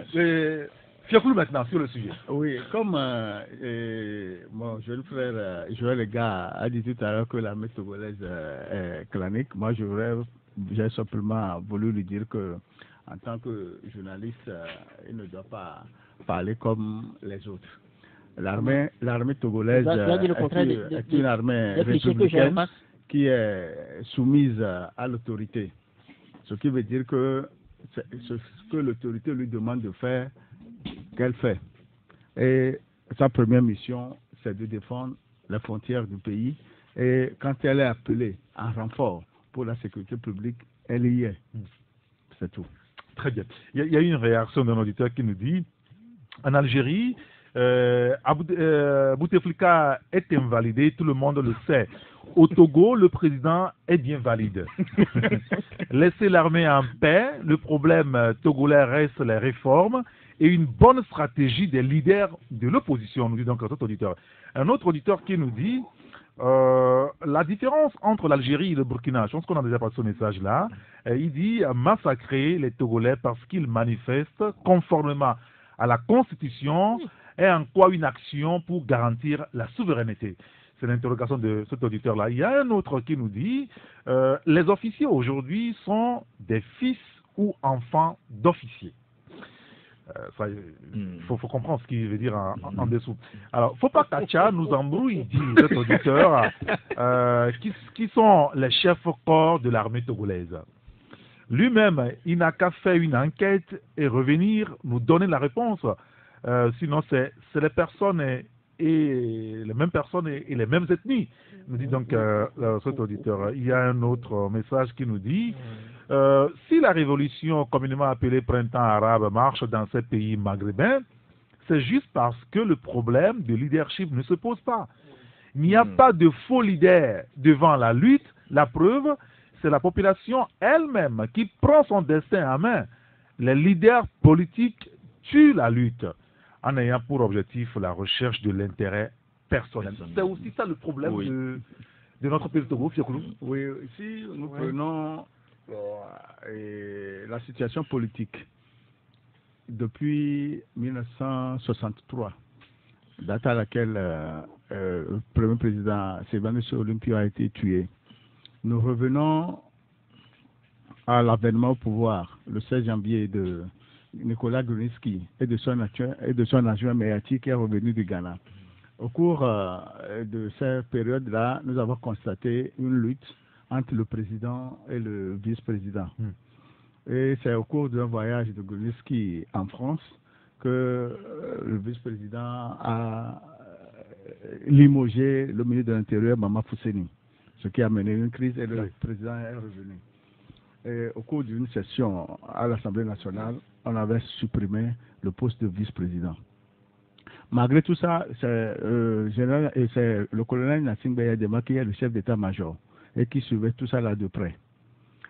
Après, comme la lutte intestine a continué entre eux, le 21 novembre 1966, les femmes étaient dans la rue pour demander une stabilité politique au Togo. C'est en ce moment que Yadema était intervenu dans l'armée et dans la classe politique et il a pris le pouvoir. Et l'officier le plus ancien, dans le grade le plus élevé, le colonel Dadjo, avait pris le pouvoir. Enfin, Yadema a pris le pouvoir, il a donné à Dadjo. Il faut préciser les choses. Voilà. Ça veut dire qu'il contrôle tout en bas. Et dans la hiérarchie militaire, c'était ça. Et Yadema a véritablement pris le pouvoir le 14 avril 1967. Bon, ce qui veut dire que l'émission de l'armée dans le jeu politique togolais depuis les années 60 a quelquefois fait que les choses ne se sont pas passées dans les normes parce que de 1967 à 1979, pendant 12 ans, le président Gnassingbé Yadema avait vécu sous un régime d'exception. Oui, et que ce n'est que le 31 juillet 1979 que nous avons changé, on a fait un référendum pour revenir à la Troisième République. Et c'est la conférence qui a consacré la 4e République sous laquelle nous sommes aujourd'hui. Alors, Joël, si on en est encore là aujourd'hui, c'est parce qu'au niveau de l'opposition aussi, on a des problèmes? Oui, c'est parce qu'au niveau de l'opposition, on a des problèmes et la vision. Je ne suis ni proche du PNP, etc. Mais si on était resté humble dans la vision qu'avait Nourion Certain Tikwi Achadam le 19 août, on serait aujourd'hui loin. Parce que depuis que le monsieur a, par cette phrase, grand frère, envoyé à l'endroit de Jean-Pierre Fabre, hein, et ça veut dire que les gens ont saisi cette balle au bon pour prendre le devant de la lutte, hein, avec toute leur inefficacité, qui nous a amené là où on en est aujourd'hui. Parce que si c'est que on avait reconnu... La lutte a échoué encore une fois.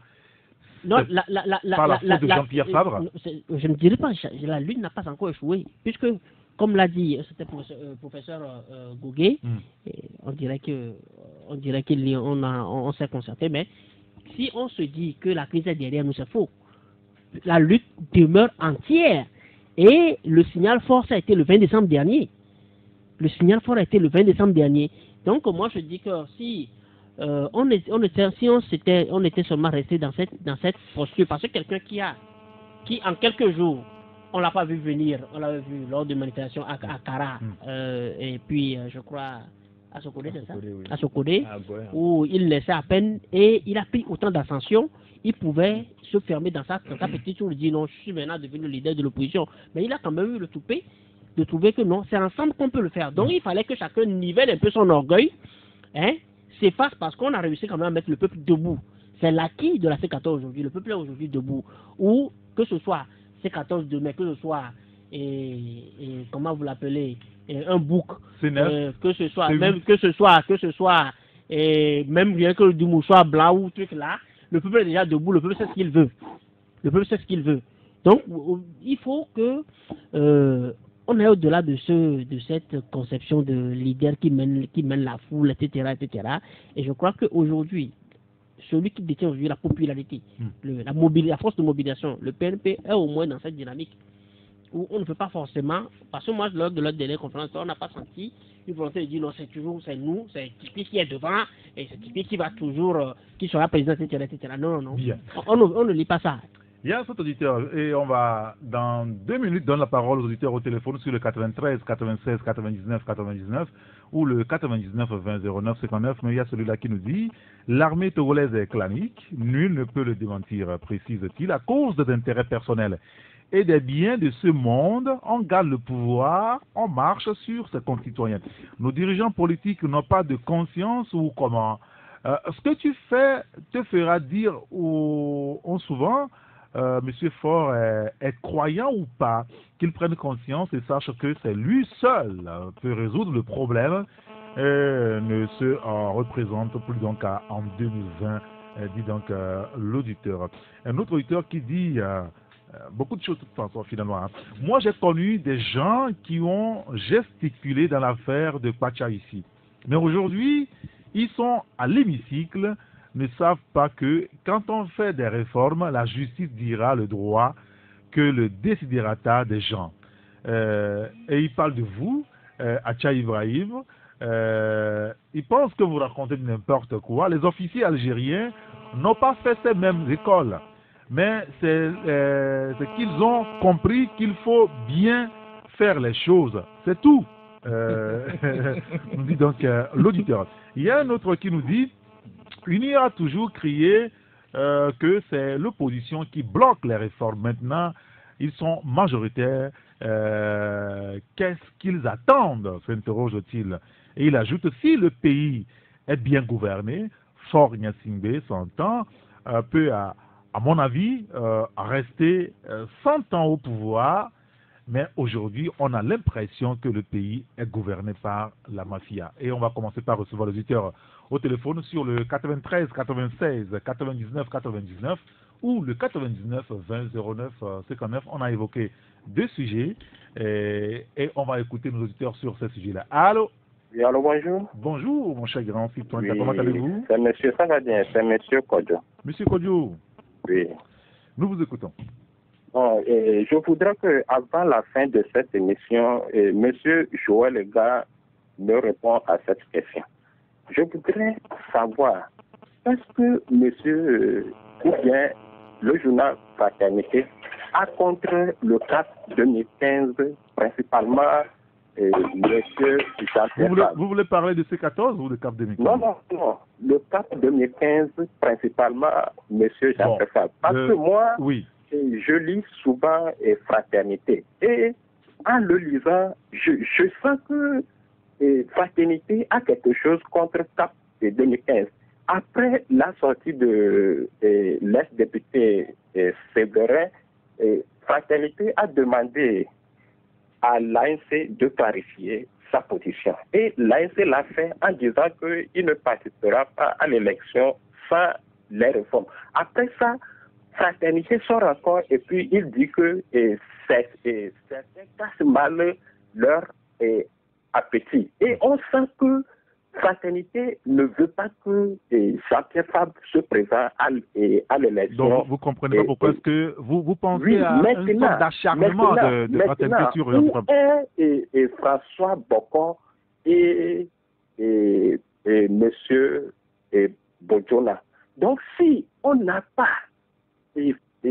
monsieur Bodjona et Fraternité et François Bocon, il peut faire l'affaire. Si Jean-Pierre Fabre peut faire l'affaire, donc il faut qu'on le soutienne. Donc je ne comprends pas ça, mais je vous en prie, il faut que Joël Lega nous réponde avant la fin merci beaucoup. Émission. Bon, s'il a l'occasion, il va vous répondre ou il le fera dans son journal, on verra bien. Merci beaucoup. On va prendre notre auditeur au téléphone. Allô?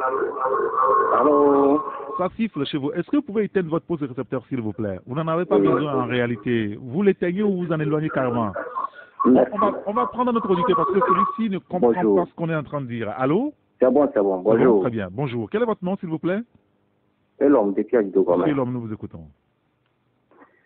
C'est pour dire que quand Joël disait que l'armée togolaise est ethnique, M. Acha et Fiokoulou disaient le contraire. C'est pour dire que l'armée togolaise est ethnique.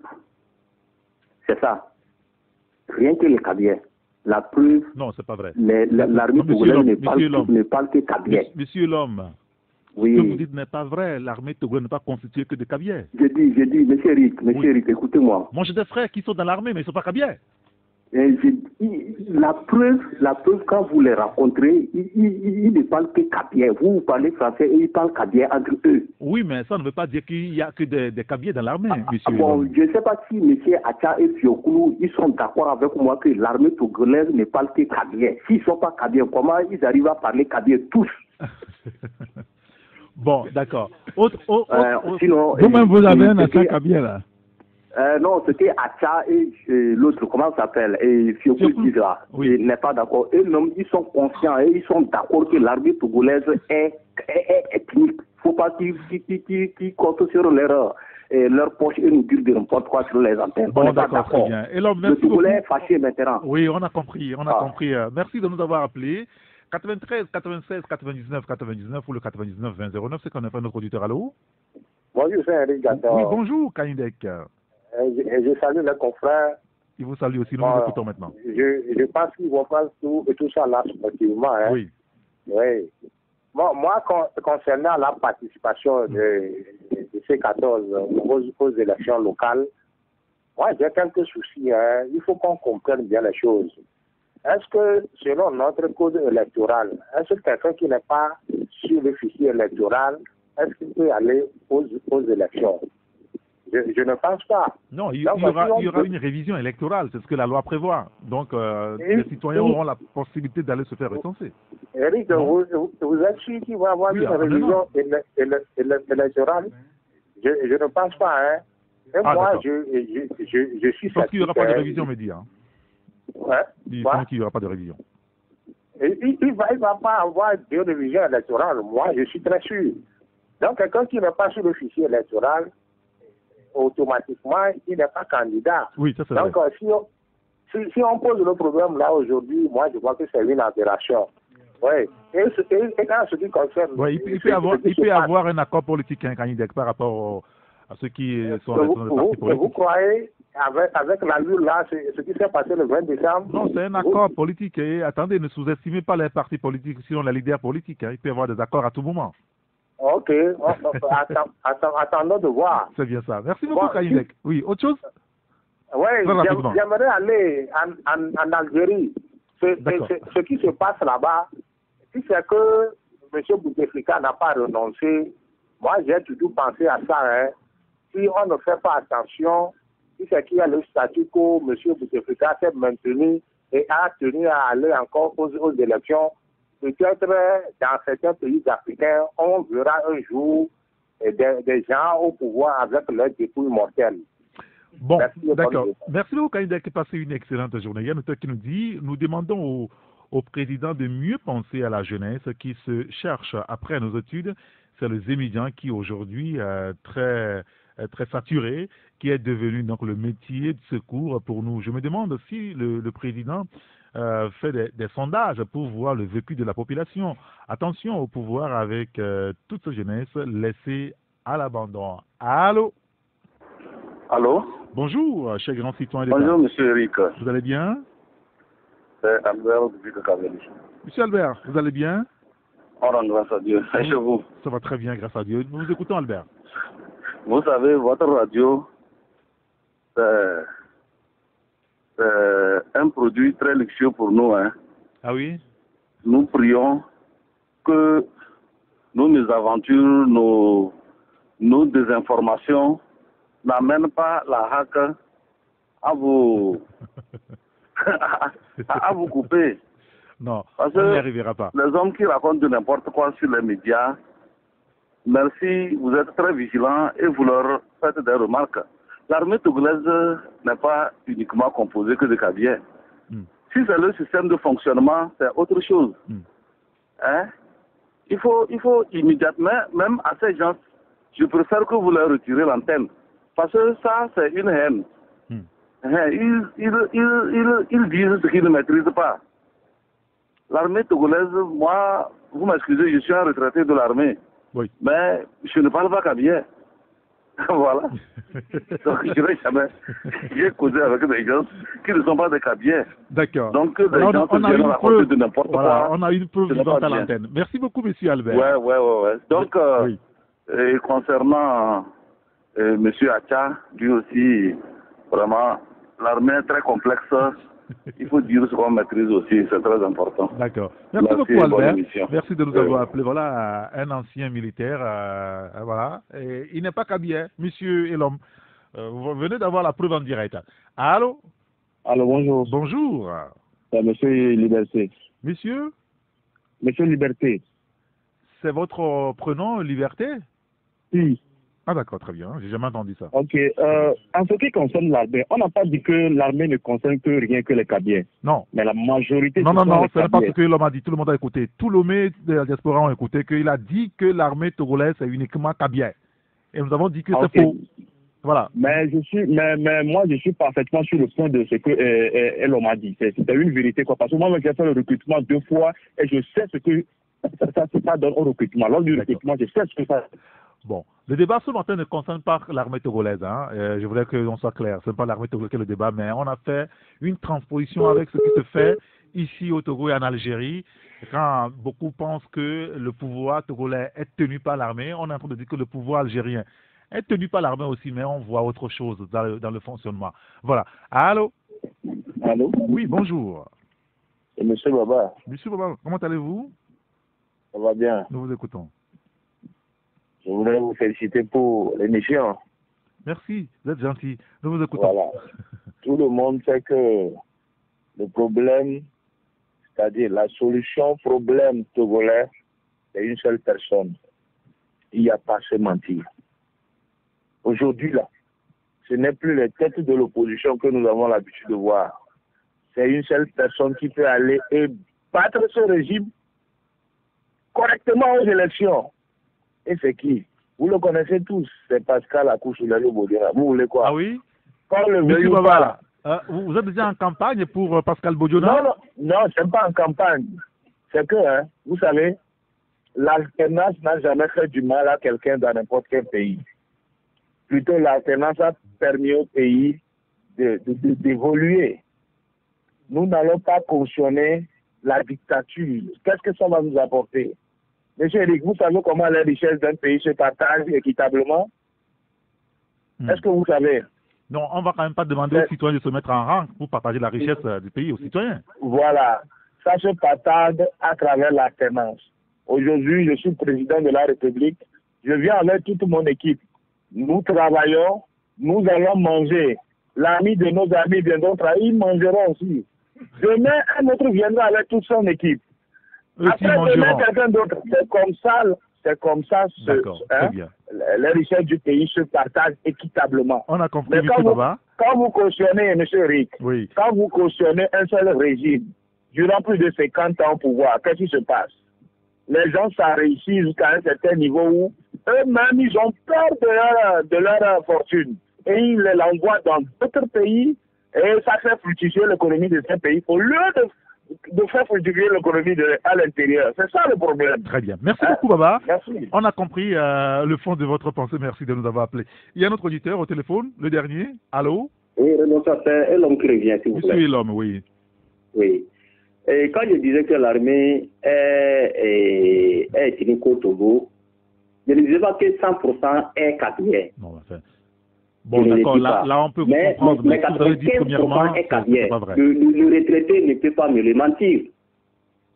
Le retraité ne peut pas nous démentir cela. 95% est cavier. Je dis la preuve. Bon. C'est-à-dire l'armée togolaise ne parle que cavier. Je vous en prie. Et si on laisse ce débat-là pour revenir sur le fond, est-ce que ce serait pas intéressant? Non, je veux que Acha et Fiokoulou, le vieux là, qu'ils attendent que c'est ça. Bon, d'accord. Merci beaucoup, Elon. Merci de nous avoir appelés. Passez une excellente journée. On a compris. Les forces armées togolaises, sont la face visible de l'iceberg, nous dit un autre auditeur. Les officiers qui pèsent dans les décisions sont soit des cavaliers, soit dans le sérail du pouvoir. La compétence n'y est pas promue. Et on va finir là-dessus, revenir sur un simple sujet, le cas de François Akila Soboko. Ce sujet également dans l'opinion depuis quelques temps. Il y a le journal Focus Info qui en a parlé la semaine dernière.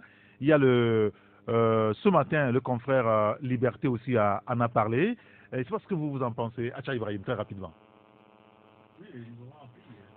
Sur les médias que c'est comme ça Akila Soboko est annoncé pour son retour au pays.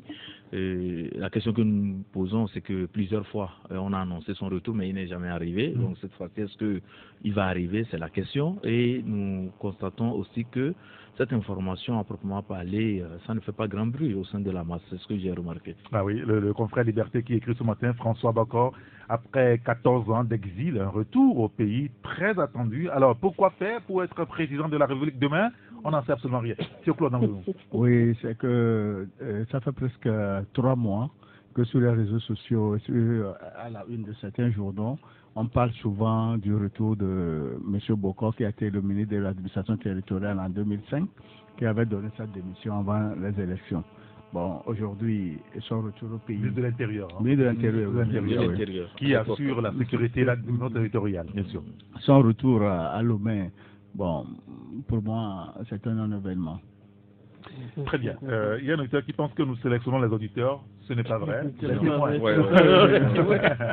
n'est pas vrai. Pour les messages, on en a des tonnes et des tonnes. Et là, je peux vous le garantir, on choisit les meilleurs. Mais à l'antenne, on n'en choisit pas. On va finir. Joël, oui, d'abord vous, et puis je donne la parole à quelqu'un d'autre. Non, je crois que c'est quand vous prenez. Bon, à Kila Soboko, je crois que nous étions les premiers. Fraternité l'avait annoncé déjà en septembre. Il était annoncé revenir au pays déjà en octobre dernier, lors de ce que l'Espérance pour le Togo a organisé à Senghor. Selon nos sources bien introduites, il était attendu à cet événement. Il n'a pas pu être là. Et parce que nous avons trouvé nécessaire à l'époque dans notre parution de revenir sur comment il était parti et qui, quand tu revois le film, c'était tout un symbole. Hein? Son exfiltration était tout un symbole. C'est pour dire que, au-delà de débat qui se fait tout à l'heure, parce que, enfin, adossé sur la liste que nous avons fait, nous avons dit que nous avons une armée clanique et une armée où, vous l'avez bien dit, le commandement est fortement maculé, a une identité donnée. Il faut dire que nous, je l'avais soulevé, sous cette treillis, les mêmes hommes qui appartiennent aux mêmes ethnies savent que c'est un problème pour l'armée. Ils savent que c'est un problème pour l'armée. La preuve, c'est Akile Soboko, qui est de même ethnie que Adema, mais a dit non, à un moment donné, non, il faut partager, il faut aller au-delà de cette petite bulle, parce que ça ne nous avantage pas, ça ne nous libère pas l'avenir. Et moi, je prends pour exemple juste la thèse que le monsieur a écrite pour soutenir son doctorat. Oui. Hein? Quand il a parlé d'une armée, j'oublie un peu la thèse, mais c'est un truc que moi j'ai lu où tu vois que mais il y a des gens qui, malgré tout ce qu'on leur incite dans la tête, toute la petitesse d'esprit qu'on veut leur imposer, ils se libèrent parce que une nation, ce n'est pas se limiter à son petit village, ce n'est pas se limiter à ta petite famille, mais il faut ta liberté commence par la liberté de l'autre. Merci beaucoup. C'est ce que le philosophe nous apprend. Très bien, merci beaucoup. Et avant de rendre l'antenne, nous avons avec nous le directeur Blaiseau. Bonjour Blaiseau. Oui, bonjour Eric, bonjour à tous nos confrères qui ont... Vous voulez placer un mot, un peu de débat? Oui, je voulais placer un mot. J'aimerais tout simplement demander à nos milliers d'auditeurs et à nos milliers d'auditrices qu'ils doivent nous aider à les aider. Parce que, en suivant tout à l'heure le débat, je crois que vous avez demandé aux auditeurs d'intervenir sur les deux thèmes de ce jour. Les journalistes, nos confrères qui arrivent ici de lundi à vendredi, ils ne sont pas payés. Ils viennent, ils prennent leur propre carburant et ils prennent des risques en faisant des débats pour éclairer la lanterne de nous tous. Donc je ne souhaiterais pas que les gens qui sont à la maison, qui écoutent l'émission et qui interviennent, les attaquent. Chacun avec son opinion. Maintenant, vous aussi, vous devez donner votre opinion. Dans les pays développés, les médias travaillent pour l'épanouissement de leur pays. C'est ce que nous copions ici à Taxi FM. Donc, nous n'allons pas détruire notre pays. Si on vous donne la parole, on vous donne l'opportunité. Vous êtes à la maison, on vous donne l'opportunité d'intervenir dans le débat. Intervenez, donnez vos raisonnements sur les sujets sur lesquels les journalistes débattent. Non pas faire des attaques personnelles. Le sentimentalisme ne va pas nous conduire à construire ce pays. Donc, franchement, nous, on ne veut pas qu'un jour la HAC vienne ici pour dire qu'on a dit ci, on a dit ça, pour que la radio soit fermée. Parce qu'en décembre, là, les gens ont tenté, ont tout fait pour que la radio là, soit fermée. Heureusement, Dieu est avec nous. Donc, si on donne la parole aux auditeurs, ils ne veulent pas respecter nos confrères, si c'est pour translater ce que les gens ont dit pour nous causer des problèmes, je crois que je peux à tout moment dire à Eric de ne plus recevoir les auditeurs. Très bien. Je pense que c'est compris. Messieurs, merci beaucoup. Fioclou Adamblou, le patron du journal L'Enquêteur, de retour dans les kiosques la semaine prochaine. Joël Ega, le patron du journal Fraternité, dans les kiosques déjà demain. Et Acha Ibrahim, je ne sais pas vendredi prochain. Très bien. Merci à vous tous. Merci aux auditeurs, à M. Baba, M. Liberté, M. Albert, l'ancien militaire qui nous a appelés pour nous témoigner que dans l'armée togolaise, il n'y a pas que les Kabyles. Et là, on en est conscient déjà nous autres. M. Kanidek, M. Elom et M. Kodjo. Merci à vous tous. Merci également à Emmanuel, à Fanyagbe. Appelez-moi ancien irrigator. Tout à l'heure. Merci d'avoir regardé la vidéo. Abonne-toi et partage la vidéo sur les réseaux sociaux, Facebook et WhatsApp.